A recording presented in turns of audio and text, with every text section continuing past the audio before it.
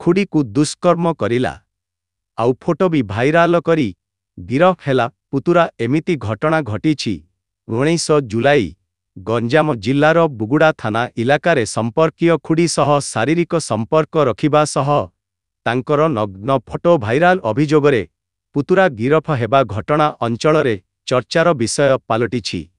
गिरफ युव जनक हेले बालीपर फांडी अंतर्गत खैडा ग्रामर। अभियोग अनुसारे सुरतरे दादन खटुथिबा युव जनक तांक संपर्कीय विधवा खुड़ींक सह शारीरिक संपर्क रखी आसुथिले।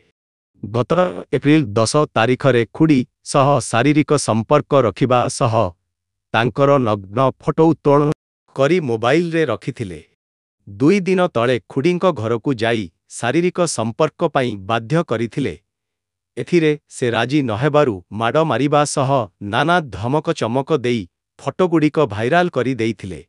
ए विषय महिला जनक आजी बालीपदर फांडी रे एतला देइथिले। पुलिस ए नेई तदंत करिबा सह केस नं 387/24 रे एक मामला रुजु करी अभियुक्तकू कोर्ट चालाण करिथिबा थाना अधिकारी प्रभात रंजन महांती सूचना देइछंती।